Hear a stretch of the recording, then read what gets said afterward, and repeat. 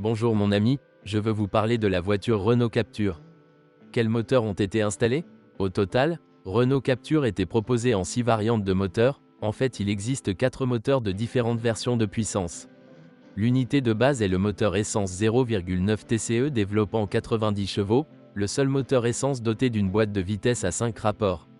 Une unité plus puissante et plus grande est le 1.2 TCE générant 118 chevaux.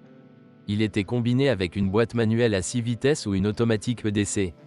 Après le lifting, le moteur essence 1.3 TCE apparaît en version 130 et 150 chevaux. Ce dernier est le plus dynamique de la gamme. Il permet d'accélérer le Captur à 100 km/h en 9,5 secondes, avec manuel, et jusqu'à 210 km/h. Il existait 2 versions du moteur 1.5 DCI dans la gamme diesel. Le moteur de 90 chevaux avec une boîte de vitesse à 5 vitesses était également disponible avec une boîte automatique EDC à 6 vitesses. Cependant, la variante de 110 chevaux n'était proposée qu'en combinaison avec une boîte manuelle à 6 vitesses. Quel moteur choisir? La question est très simple dans ce cas. Si vous souhaitez un moteur essence, le meilleur est le 0,9 TCE. Si vous vous souciez de la dynamique, il est préférable d'acheter une voiture plus récente avec un moteur de 1,3 litres. Le moteur 1.2 n'a pas de très bonne critique, il brûle de l'huile et la chaîne de distribution s'étire. Si vous recherchez un compromis et quelque chose avec les performances d'un 1.2, il est préférable de choisir un diesel plus puissant. Il donne une très bonne dynamique à mi-régime, ce qui le rend plus vif que le 1.2, et en même temps il consomme incroyablement peu de carburant. Descendre en dessous de 5 litres, 100 km n'est pas un défi, et sur autoroute on peut osciller autour de 4 litres, 100 km. Si vous ne vous souciez que d'une faible consommation de carburant, vous pouvez choisir en toute sécurité la version plus faible de 90 chevaux. Le moteur 0,9 TCE consomme également une petite quantité d'essence. Avec une conduite habile, vous pouvez obtenir des résultats inférieurs à 6 litres, 100 km. Les utilisateurs d'autocentrum.pl déclarent des valeurs de 6,3 à 6,5 litres, 100 km. Les moins économiques sont les moteurs 1.2 et 1.3, qui consomment en moyenne environ 7 L, 100 km, ce qui reste un bon résultat. Les deux unités sont équipées d'une injection directe, donc contrairement au 0,9 TCE, il n'est pas recommandé d'installer un système autogaz. La boîte de vitesse EDC est une boîte de vitesse à double embrayage avec une durabilité moyenne, mais qui ne pose généralement pas de problème majeur. Il n'y a pas beaucoup d'avantages en dehors du changement de vitesse automatique, car la consommation de carburant et les performances sont nettement inférieures à celles des transmissions manuelles.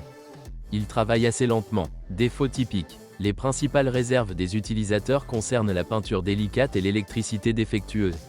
Ce dernier n'est pas surprenant dans les voitures françaises.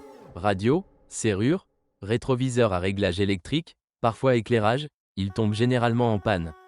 Avant le lifting, le système multimédia Airlink fonctionne lentement et peut s'éteindre. Cependant, la peinture est facile à endommager, mais les voitures ne se corrodent généralement pas. Un autre problème avec le Captur est une suspension avant qui grince ou cogne. Il est soumis à une inspection approfondie après environ 100 000 km. Les coussins d'amortisseur et toutes les bagues devront peut-être être remplacés. Parfois, les utilisateurs se plaignent du fonctionnement des boîtes de vitesse manuelles à 5 vitesses. On peut s'attendre à d'autres problèmes du côté des moteurs. Un problème typique de l'unité 0,9 L est une fuite de liquide de refroidissement du boîtier du thermostat. Dans les moteurs très sollicités, une augmentation de la consommation d'huile peut se produire, mais pas suffisamment pour nécessiter une intervention. Les principaux problèmes de l'unité 1.2 sont une consommation d'huile importante, des dépôts de carbone et un étirement de la chaîne de distribution. En 2023, Renault a été poursuivi en justice par de nombreux clients pour ne pas être intervenu sur la question de la consommation excessive d'huile et du mélange d'huile et d'essence. Cependant, si vous en trouvez un bon et que vous prenez soin du service d'huile, il n'y a généralement rien de mal avec ce moteur. On ne peut pas dire grand-chose sur la nouvelle unité 1.3 TCE, qui est un dérivé de la conception 1.2, mais amélioré. Il est à noter qu'un filtre GPF est installé dans le moteur. L'un des problèmes est que l'essence pénètre dans le pétrole. Cependant, cela ne se produit qu'en cas d'utilisation intensive à long terme sur de courtes distances, car après réchauffement, le carburant s'évapore. Le diesel 1.5 DCI est une conception connue depuis de nombreuses années et qui peut ou non présenter des problèmes avec les coussinets. Durant la période de production du Captur, le problème a été quasiment éliminé et ne concerne que les voitures dont les propriétaires ne se soucient pas des vidanges régulières tous les 10 000 km.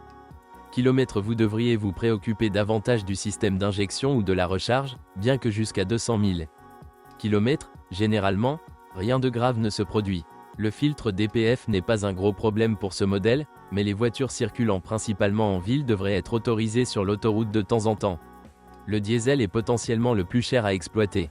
Merci de m'avoir écouté, n'oubliez pas de vous abonner à la chaîne et de noter ma vidéo. Si vous connaissez des problèmes avec cette voiture que je n'ai pas mentionné, assurez-vous de les écrire dans les commentaires.